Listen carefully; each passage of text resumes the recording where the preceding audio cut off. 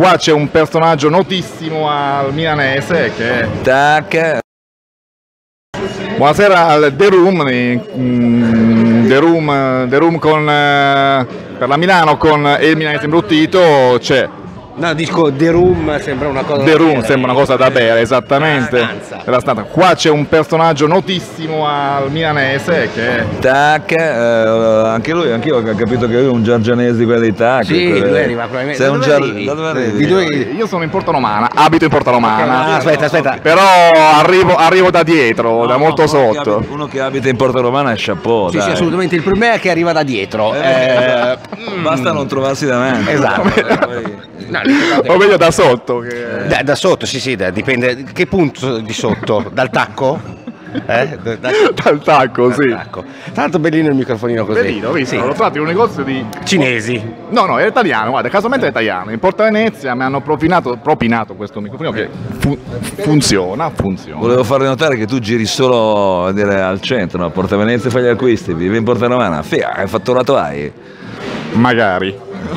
Vedi, Allora, i miliardari, lui è cioè non è come te, tu sei fondamentalmente uno che fattura, Esatto. però lui fattura molto di più di te. Anche perché io non sono quello dei video, cioè il personaggio fattura e viaggia Ma in... dai, che con tutto il nero che fai, figliolo mio. Dove che sia, se lo diciamo... Io al massimo fratturo che...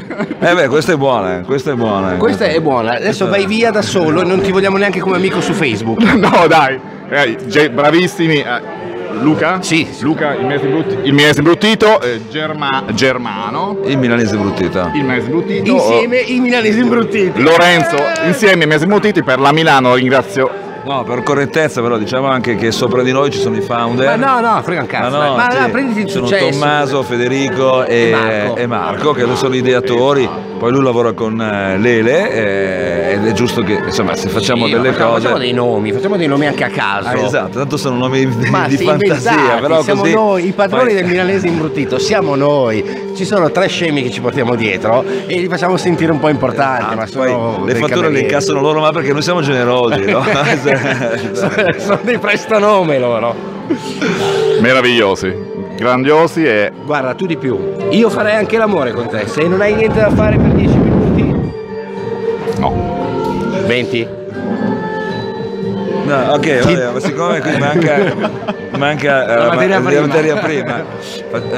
Siamo ancora all'inizio, piano piano arrivano, quindi io ringrazio. Ringraziamo e ciao Germano. Grazie, è stato un piacere, complimenti per quello che fate, non so che cazzo fai ma so che lo fai bene. La Milano. Adesso. Ciao Luca. Guarda che mi stringe la manina. Con il microfonino.